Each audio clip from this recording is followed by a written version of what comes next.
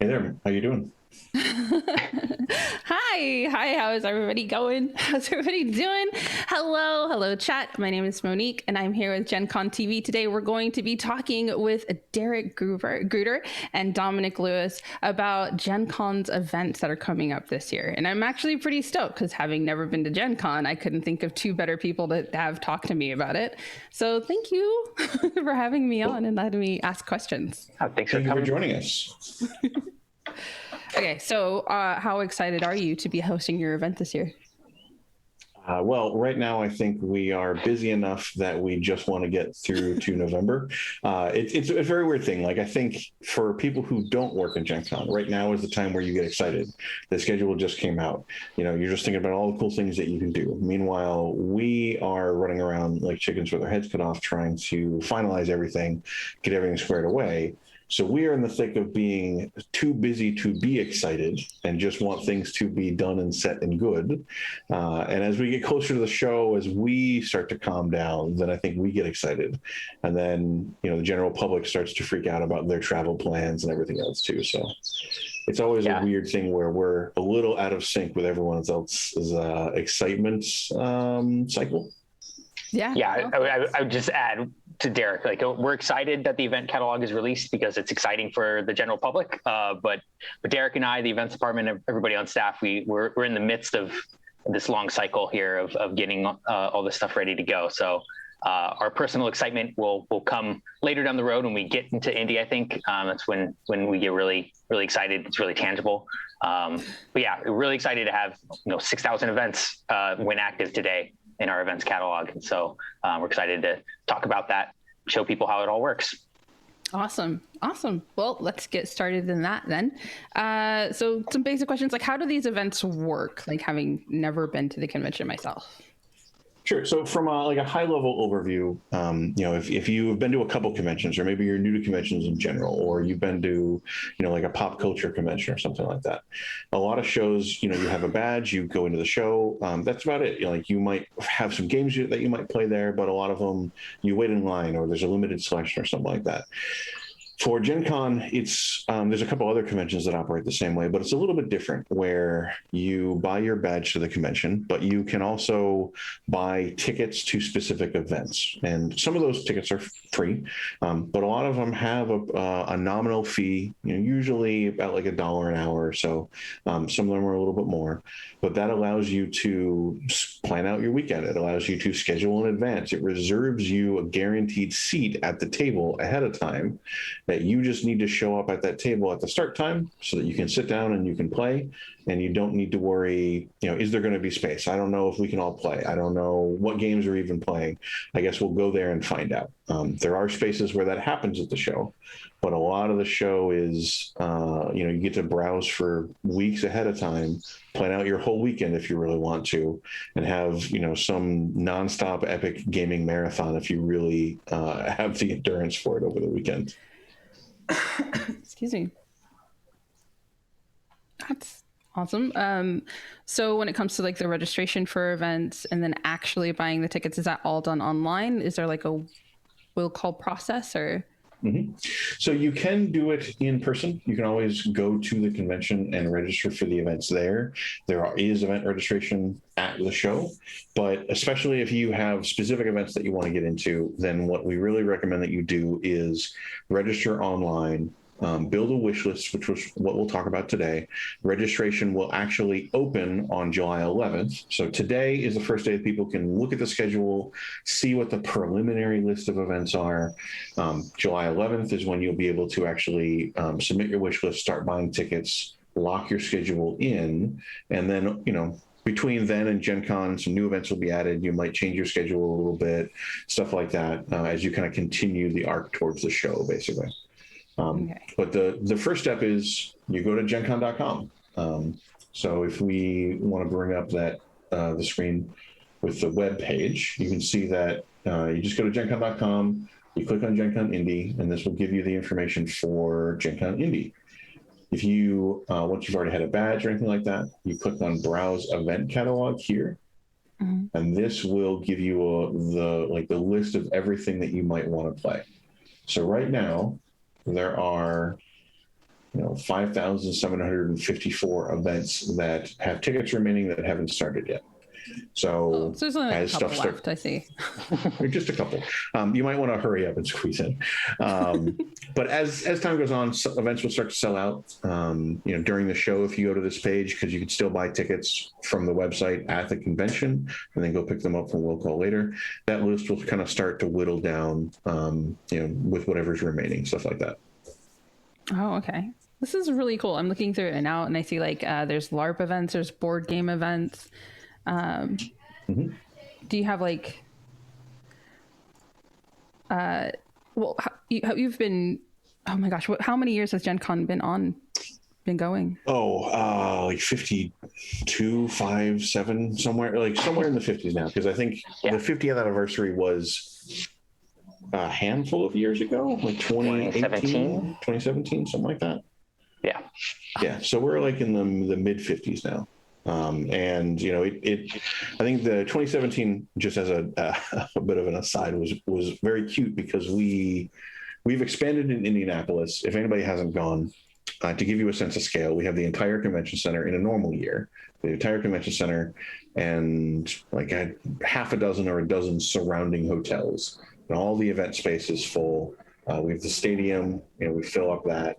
So in 2017, it was really cool to build a scale replica of the original building that Gen Con 1 was held in Lake Geneva, 50 years ago at the time, in the middle of the stadium floor, basically. Yeah. And then you could really see like how much things have grown in the time since then. Oh, that's fantastic. That is really cool. Sorry. And so when it comes to after buying the tickets and everything else like that, like I see that there's something here about a wish list. How does that work? So the wish list process is utilized in advance. So like we said, the event catalog went out today, so people can already start browsing all through the events. They can start looking for events that they'd be interested in. And you're wondering, well, what do you do with all that information? How do you don't have to be sitting down writing all your lists. There's what we have is called a wish list. So you can actually be adding your events directly to a wish list. That wish list will then be activated once registration opens on July 11th. You'll be able to go in and submit your wish list at that point in time. You'll get a spot in the queue. And then as that cycles through and your number comes up, your wish list will be processed in that order, and you'll be able to purchase the tickets for the events that you put in your wish list. So right now is the opportune time for people to start going through the catalog, looking for events, and utilizing your wish list to build a list of events you'd be interested in. And then on the 11th, when registration opens, you're going to jump in to submit your wish list so you can get those all processed. So you can do a lot of this pre-work in advance. You don't need to be trying to wait until the 11th to start doing that. That's the whole intention surrounding how we use our wish list system here. After the 11th, the wish list becomes a little less important because once we open registration on the 11th, you can purchase tickets at any point in time all the way through the run of the show.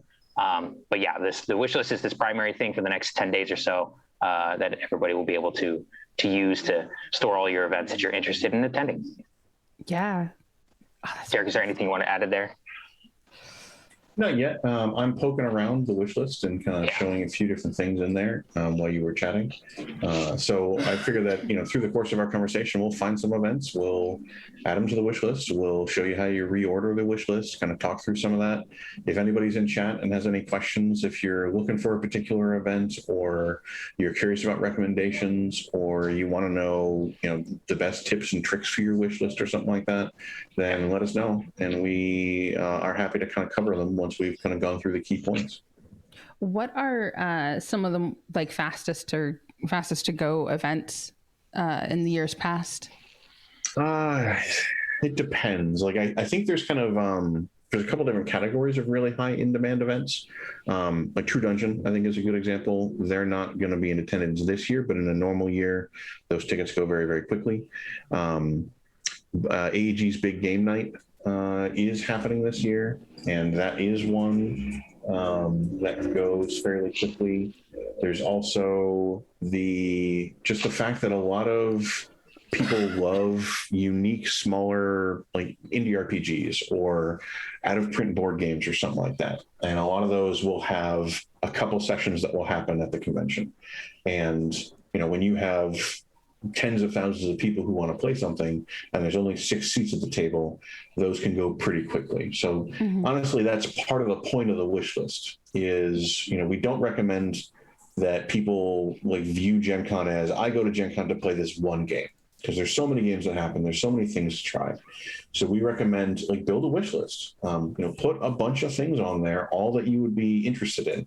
Put them in an order ranking of which ones you're most interested in. But if you list 1 or 2 events in your wish list and submit that, those are in high demand. It's really kind of a crapshoot as to what you might get. But if you list 50 events, all of which you're interested in, then chances are pretty high that you'll at least get some of those when your turn in the queue comes up for your wish list to be processed. Yeah. Okay.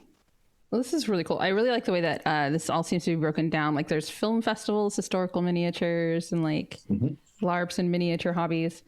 That is all like really, really exciting.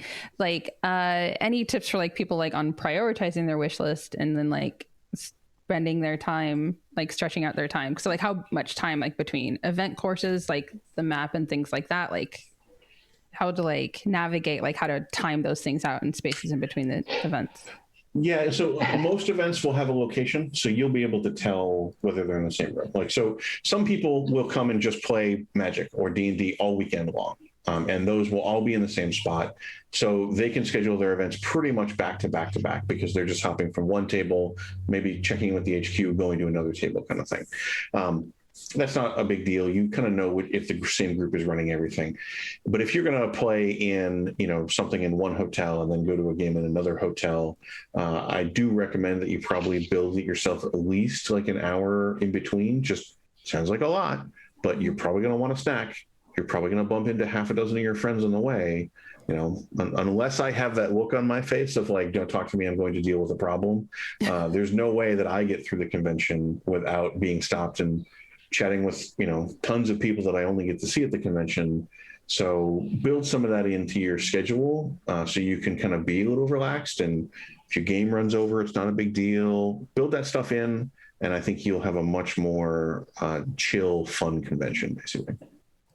Yeah, I think to add to that too, when you're trying to plan your schedule, note or building your wish list, note that you're not going to be able to sign up for events that happen at the same time, and that events block you out for the entire length of that event. So it's not just the first 30 minutes of that event and will prevent you from going to another one.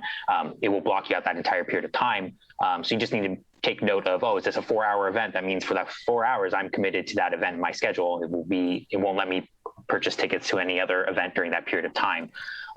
So also, in addition to building windows between your events so that you have time to travel, to eat, to all those things that Derek was just explore the convention, you want to make sure that you're just paying attention to the events that you're scheduling, and that note that if you have something prioritized heavy or higher on your priority list and your wish list, and you get it, then anything else below that on your wish list that is at the same time, you're not going to be able to get a ticket to.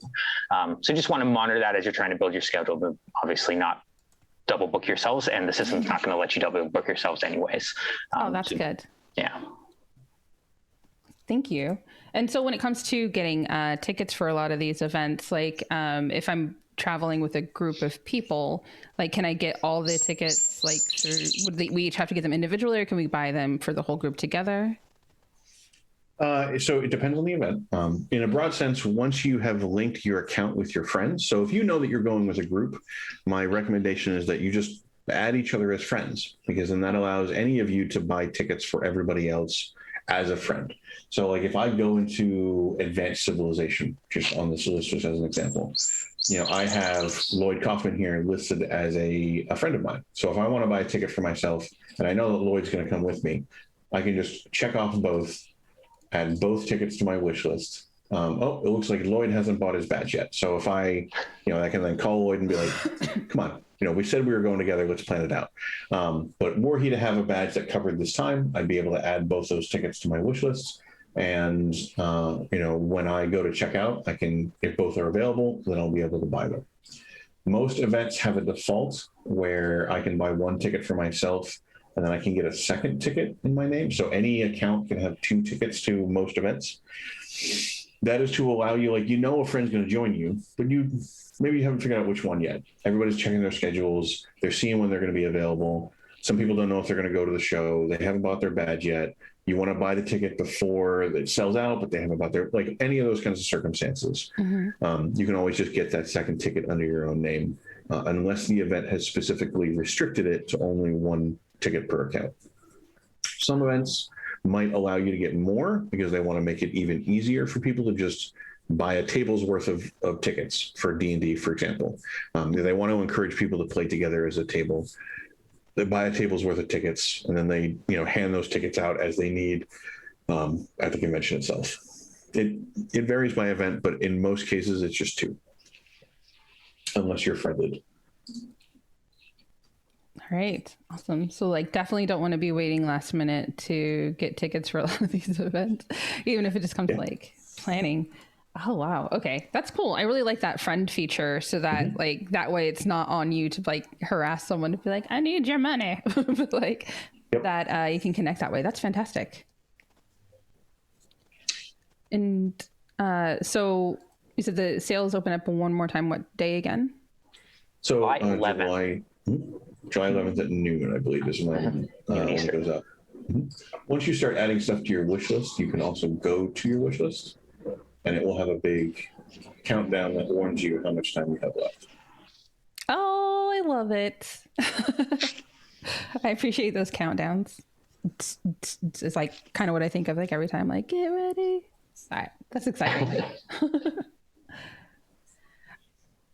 Before I have another like more personal experience question, like at Gen Con, like I know you guys are super busy right now, but do you have any events that if you get a chance, that you'd love to sneak away to? Dominic? Well, I'll say in the past, my single time that I was able to go to Gen Con, was actually the first year I was working for Gen Con, so it was 2019. I got to sneak and try a couple different events.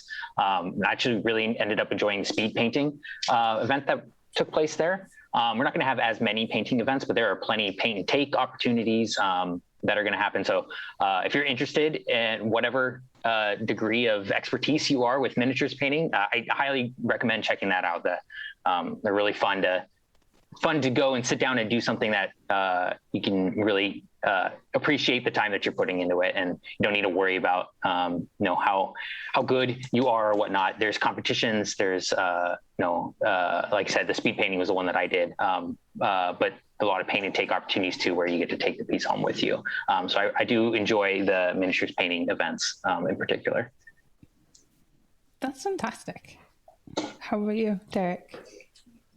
Well, as the agenda notes led you to believe, I'm a big vampire fan. So usually, I think especially when Vampire 5th was playtesting, I was able to step away, and the organizers for that were able to squeeze me into a game. So I try to check out some of those, but a lot of what I like to play, are RPGs or maybe more complicated games, which when we're running the show are just hard to find time to step away to do. Yeah, no, I imagine. I mean, is this like both of you probably just like all hands on deck running around as like event manager and director of events? You're like the people. Yeah, but I think the important thing is just there is a breadth of different types of events at Gen Con. It is not just tabletop events. There's a variety of different things you can do. There's probably some categories that we'll go through as we show this, where you can browse and see just different types of things you can do. Everything from watching screenings to entertainment events on the main stage, to the puppets program, which Emma brought up in chat. It's fantastic. There's a whole bunch of different types of events that you can participate in. There's actually some events that don't technically take place at the convention itself too. There's some beer tours and other what we call supplemental activities in the spa category that you can participate in as well. So there's if you're interested in something, you will likely find something at Gen Con that will be there. It's not just restricted to RPGs and board games. Certainly take advantage of the way the catalog is set up to explore different categories of events that maybe you haven't tried before. Is there any events you're expecting to add as things get closer? there are a lot of events we're expecting to add. Derek, do you want to start that off? Sure. So there are some broad categories that still have details that are being worked through. Animation and film is kind of a big broad category. There are some film events in there, but there will be more anime and animation that gets added as we get closer. Similarly, streaming and a lot of our special events that we have on the main stage, like the costume contest, Dice Tower Live, some of the key live streaming events and stuff like that. I just had an email exchange earlier about a special surprise that I'm personally very excited that hopefully we'll be able to announce soon once that gets nailed down. So a lot of those details, because they require some kind of delicate schedule juggling, take a little bit more time. So those will be added a little bit later for people to sign up for. That's exciting. I love that you're going to have more film and animation and anime. I'm a big fan. Mm-hmm. That's exciting. And then I think Trade Day is the other major category that isn't in there right now. Those events, I believe, are being released on July 26th. So clearly that is a big birthday present to me from Jeanette that she intentionally set up that way, I'm sure. And Trade Day events are on Wednesday, and they are for professionals and librarians and educators and retailers and publishers and designers to kind of network and work with each other and, figure out how to use games in various aspects of life and whatnot. Yeah. And those events will require a Trade Day badge. So that's different than the general attendee badge. So if you're interested in those events, you'll need to make sure you have a badge prior to being able to actually purchase any tickets for them. But yes, all the Trade Day will go out on the 26th of this month. Okay. That being said, so Derek talked about a lot of those blocks of general pools or programs that are just going to have a ton more events coming in over the next couple weeks. But even beyond that, a lot of we'll continue to get new events added to the system over time. So if you on the 11th miss out on an event because it's sold out, it's possible that that company may go and add a couple more sessions of that event later on and they get added to the catalog. Mm-hmm. Or there'll be some companies that don't have as many events in currently, and they're going to add just more variety of events into the system. So just good in practice to note that the catalog is dynamic. It will continue to grow. Just because you missed out on something once doesn't mean that there won't be another opportunity to play, or perhaps somebody decides down the road who has a ticket to refund their ticket and now a spot opens up. So it's just good to continue to keep an eye on that as there'll be a lot more events just constantly flowing from here through the convention. Yeah. Well, I think it lessens the fear of missing out because there's always something else happening and going on. This is really cool. There's always something to do. Yeah. I guarantee you that Gen Con, even this year with a date change and, with a smaller attendance cap and fewer events, there is still more than any person could possibly manage to play and consume and participate in over the course of the weekend. So do not worry about filling your weekend with exciting things. Fair. And just to add too, that Derek brings a really good point about this year in particular. It's because this year is going to be different and it's not going to be a step and repeat in many ways that some of the past conventions are. Take an opportunity to really explore things you haven't tried before. You might find a company that you've gone to events before in the past, maybe doesn't have a big of a events presence this year, but there might be other companies and gaming groups that are running similar events that you would like in there. So just really encourage you to use this opportunity, kind of break routine a little bit and really explore all the different options that there are going to be at the show, because we're really excited for a lot of the new people who are involved in this process this year, and a lot of the companies and gaming groups that are having different size presence than they've had in the past as well. So. Okay. Well, I mean, as long as the puppets are guaranteed, I think I know that's one of my main ambitions. What are the puppets? Well, there's a number of different puppet events. Marion, who is the third key kind of person in the event team year round, she handles and coordinates the puppets, and she is getting extremely excited in chat now about I'm loving it. I'm loving it. Puppet so Slam and puppet making, puppet karaoke. Yeah, I want puppet karaoke. Is it okay? All right.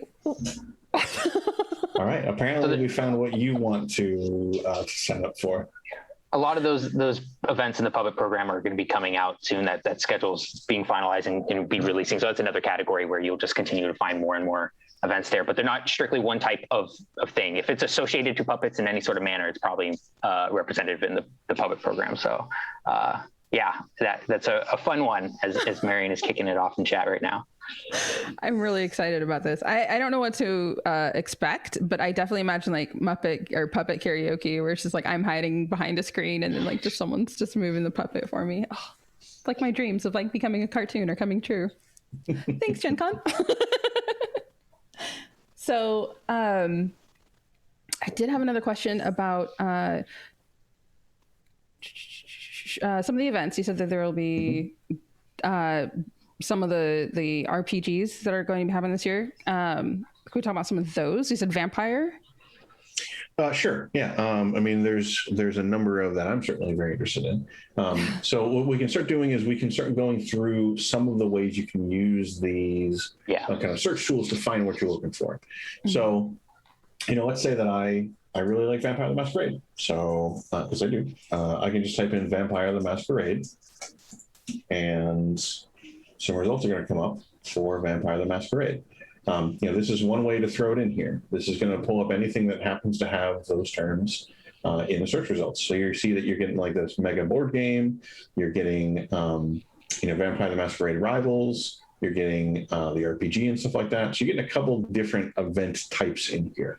But let's say that I really just want to know about the RPG.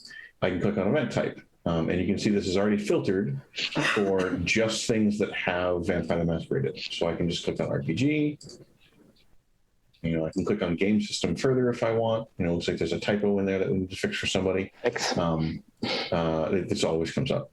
But now I'm just looking at some of the RPGs. If I want to get rid of some of these filters, I can just click on those back out. So there's a few different ways to get to where you want to go.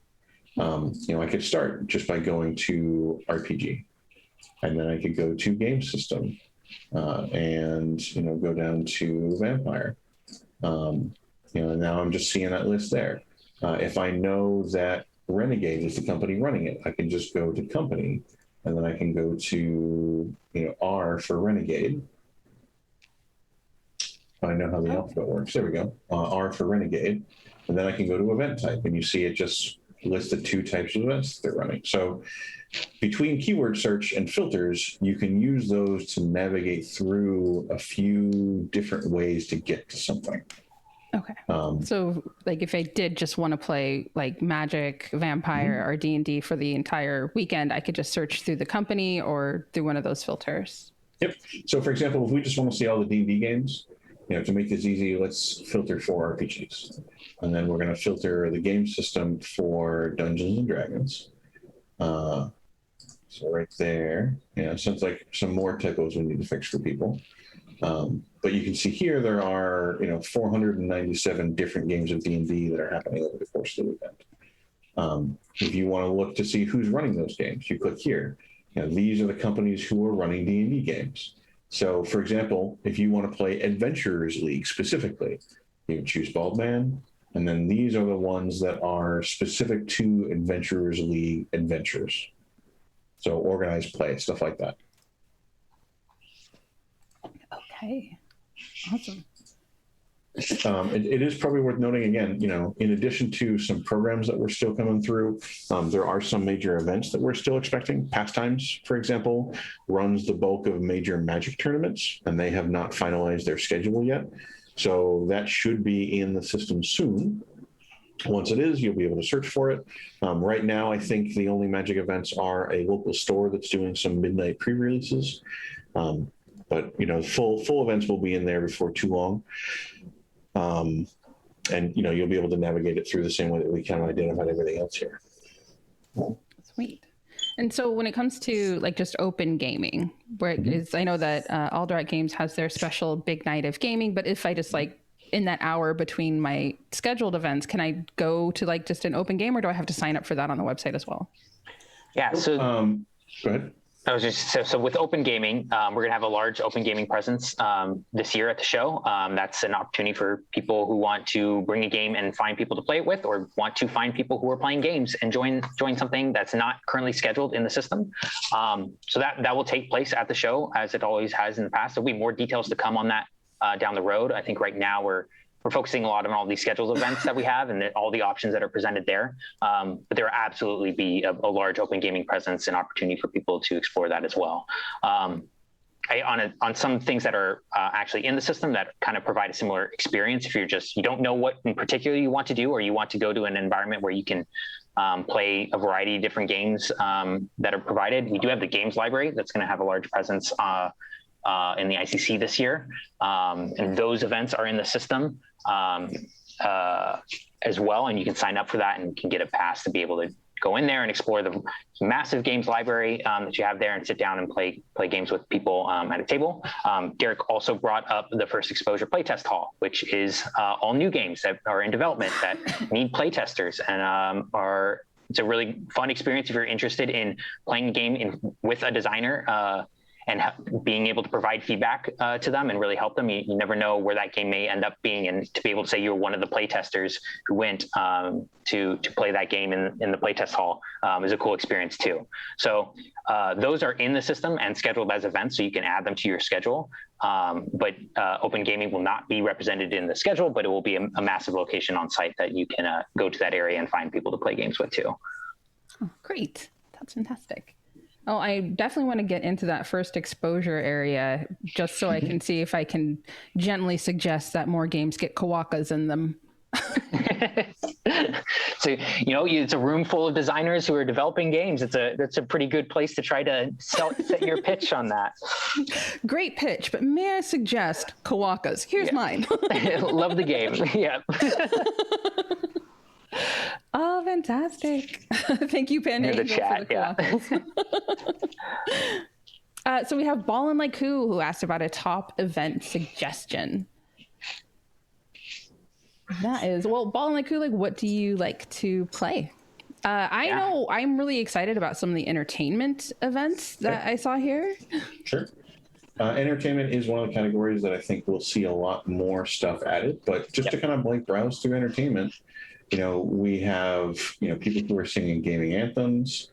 There's an a cappella performance. There's a comedy music cabaret, nerd comedy or nerd cred comedy auditions. So, you can get anything from musical performances to comedy acts to, whatever else you can kind of imagine someone might do with the show.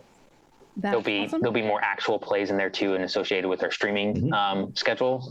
As Derek mentioned, will be coming out later, but you'll see a lot of events like that in the entertainment category as well. So yeah, it's really hard to say without knowing you as an individual what the top event suggestion would be. I think the top event suggestion is the fact that we have so many different things to possibly do that you're going to find something that you're interested in if you look for it. Okay. Well, in chat, they've mentioned they love Two Rooms and a Boom. So why don't we help them out? Because coincidentally, we can help you with that. So they mentioned they love social deduction games. I do too. I am never the traitor, just by the way, in the event that ever happens to come up. So I happen to know that Deceptively Social Gaming runs both Two Rooms and a Boom and kind of a general space for Are You a Werewolf and other similar deduction games of that type. So if I come in here and I search for Deceptively Social Gaming, I can see that they have this Deception Alley event, which, covers Are You a Werewolf, Ultimate Werewolf, Witch Hunt, L90, Blood on the Clock Tower, all as different kinds of games that you could choose to play when you go to that HQ to kind of check in with them and see what's available at that time.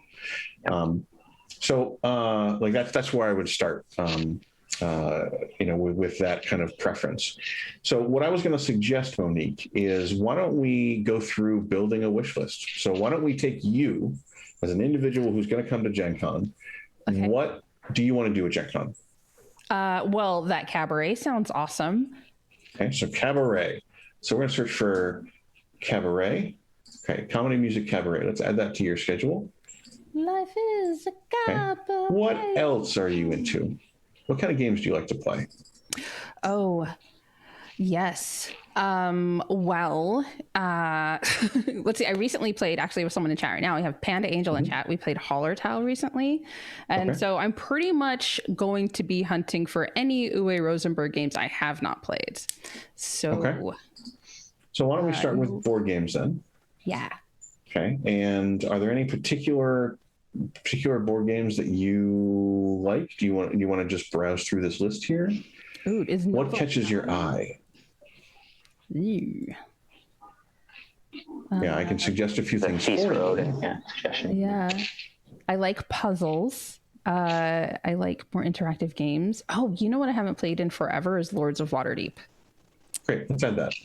So I'm going to add Lords of Waterdeep. And maybe one other board game. Ooh, I'll play Castles of Burgundy with Emma. Okay, how about that? Burgundy. All right, so let's, you're going to enter into a tournament with Emma. How about that? Both of you are going to get a ticket. My first tournament. Well, that Derek would be an example too, where you could add a ticket for someone. If Emma was on their friends list, then you could add it right there. Add Emma to that, and you would be able to purchase both of them for you and Emma there. And I'm going to add a limit here and say that maybe you want to learn Castles of Tuscany as well. I love Castles of Tuscany. We've added a couple board games to your schedule. What about maybe like RPGs, or do you want to try a LARP, or what else are you curious about? Oh God, please let me play more World of Darkness games because I miss that system. Great, then you and I are on the same page. I have a perfect thing for you. Let's get you into this Wraith the Oblivion game. How about that? Ooh, that's my dog's name. No W though. And then we did Vampire before. So I am going to Vampire and Vampire. Okay. So we're going to sign you up for Vampire the Masquerade Rivals, the card game. Oh, I like that one. I got to demo that during Renegade Con. Yeah, my copy showed up and I've started playing it a little bit, so I'm excited to get more in. It's fun. And let's add this one here to your schedule. So you have kind of started a wish list. Maybe let's add one or two more things. I'm going to add like a LARP or two, perhaps. Oh, I was going to those paint takeaways. So paint and take isn't in the schedule yet. Those are things that you can kind of walk up to and sign up for. Or just walk up to and hop into when there's a spot. There are some workshops about paint that we can go over in a second. I'm going to add you to this Mask of the Red Death. And then you said miniatures painting. So let's look at the category of miniature hobby events. Okay? I just want to make sure I cover all the gamuts. Got RPGs, got board games. Do you feel that you are a experienced miniatures painter?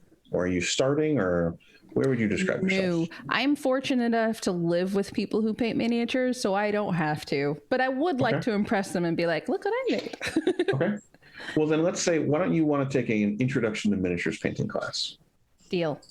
So we're going to add that to your wish list. And then I think let's look at your wish list and see what it has.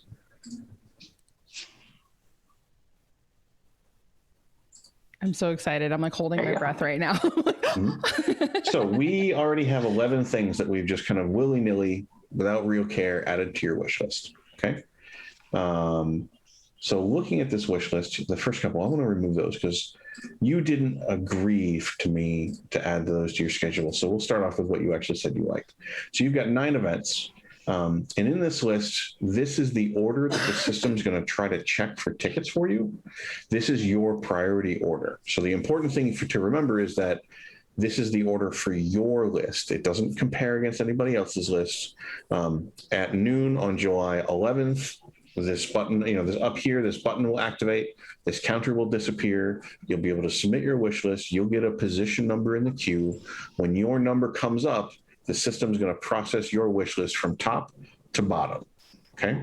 And every time it hits an event that has a ticket available that you want, and it fits into your schedule, which means you don't have an event that's blocking it, or you have a badge that covers the appropriate day or whatever, it's going to add that ticket to your account in your cart so you can then go check out. Okay. So that means that if you want to, so let's say that Cabaret is your first pick. You want to make sure you get into Cabaret. These other games would be cool, but you only want to go to them if you can't get into Cabaret. So then you make sure that Cabaret is at the top. But, the most important thing to you, let's say, is that you want to learn this miniatures painting stuff. Put that at the top instead. So I might just change this to, I want to put that at position 1. And you see that now it's at position 1, Cabaret is at position 2. They're just going to be added in the order you added them in, but you can rearrange them. And this is the order the system will check. So because you can't double book yourself, don't put an event that is less important to you higher on this list, because it will block any other events below it if you get a ticket to it. Oh, okay. Does that make sense? Mm-hmm. Oh, this is so great. Again, on July 11th, you'll be able to submit this. Any tickets you do get will be added to your cart. You then have 2 hours to go check out and complete your transaction. Just as a warning to anybody, if you add something to your cart and don't check out, you no longer have that ticket. Yeah, you have to complete the process of purchasing the ticket to actually reserve the space in that. So if you just leave it in your cart, don't have a ticket for that event until you've completed that process of checking out. How long will it stay in your cart? Like if you get 2 a phone call mid checkout? No, you have 2 hours. You're fine. Okay. Cool. 2 hours is good. Good like that. Oh, thank you so much. This is fantastic.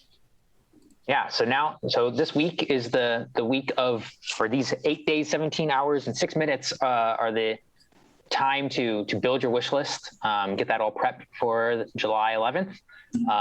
Then you can submit your wish list and see what events you get tickets for, and make sure, as Derek mentioned, complete the checkout process to get your tickets.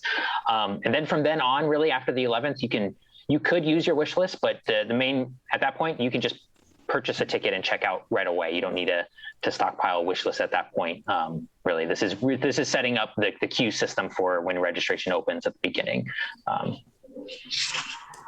Okay. Derek, did you want to talk about coming down the road with the catalog as events start selling out and whatnot, how you can filter things out on there?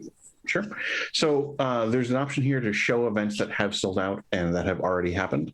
So once tickets start selling and events start selling out, if you don't want to bother seeing things that you can no longer get a ticket to, or if during the convention you're checking to see what fits into your schedule, you can uncheck those things so that those events are not displayed. Right now, that doesn't have an effect because no tickets have been sold and none of these events have started yet. So it's not really going to do anything now, but as we get closer after July 11th, those filters will start being more helpful as you filter out things that you can't currently sign up for anyway. Thank you. Let's see. I think we covered all my questions. Did any last minute tips for newbies or anyone? Yeah, there's a question from Panda Angel in chat about any tips for a first-time attendee. And I think we've covered a few of those in just kind of the process, but I think Derek and I would probably both agree with this is I'd say the best suggestion for a first-time attendee and dealing with events is don't overbook your schedule before you even get to the show. Leave large gaps in your schedule so that you have time to explore. You have time to walk around and find events where they have extra seats at the table, and you have the capacity then to join an event. Don't overbook yourself to the capacity that you can't easily add things into your schedule or participate in an event as you see it on site. I think that's kind of the biggest tip that I would recommend to a first-time attendee. There's a want to try to plan everything out in advance. You just kind of want to fight that a little bit and plan to give yourself the ability to explore things and take things as they come on site. So don't overbook. Schedule a few events that you really want to do or are interested in, but leave gaps in your schedule so that you can add those things on site too. I definitely recommend getting event buddies. So if you miss a thing and they're going to it, you can get the tips, the highlights from it. Yeah, that's actually maybe a couple tips that I would suggest. Like there's a broad tip of going to the convention of comfortable shoes, bring snacks, have a backpack that's, nice, but be mindful not to have it stick out too far from your back so you can bump into people kind of stuff. Get some sleep, eat some food. Like, it's great. The convention's wonderful. You will enjoy it more if you are a little rested and relaxed and well-fed. But for games in particular, I agree with Dominic. If it's your first time at any convention, don't overbook yourself. My recommendation is pick 1, maybe 2 games a day and just explore the convention the rest of the time, basically. And, relax and enjoy yourself, basically. But if you know that you are there for a particular thing, if you're there for Adventurers League, go ahead and book yourself out as you need to, but don't overdo it your first year. Get a sense of it and then come back, basically. That is really, really good, because especially I think after the last few years, I think we'll all just be really, really hungry for these experiences. So it's good to remember to pace yourself anytime. All right, I think that was everything. Derek, thank you so much for having me on, and Dominic as well. And if you weren't here at the beginning, this is Derek from Gen Con, who is the director of events, and Dominic, who is the... Oh God, where is it? Event manager. Manager, thank you. I was like, was it coordinator or manager? All right, and the event manager, thank you so much for having me on. My name is Monique. I'm the Game Freak Geek Girl. And this was a how to get ready for the Gen Con events for this year. And I'm so excited. I feel ready. I feel like I have a pretty good idea of what I want for my wish list. Okay. And yeah, I feel totally prepared. So also, folks, you can stick around. Stick around, make sure that you're following the Gen Con TV channel on Twitch. We're on Monday at 6 p.m. You can hang out with the Brothers Murph, who are two very excellent dudes playing very excellent board games. On Wednesday at 10 a.m., we have Things Get Dicey with Paula and Matthew, some really funny, witty, crazy, smart people who are amazing. And then Table Takes, we just did today at 2 p.m. on Fridays, where you can join a wonderful, brilliant, funny, and witty crew talking about the latest talks and takes in the tabletop industry. So make sure you have your notifications on and that you're following and subscribing. So that way, if you miss a show, you can always check out on YouTube or the VOD later on. And there's also an official Discord if you want more of that. And I think that is everything. Did I miss anything? No, I don't think so. I think that's it. All right, great.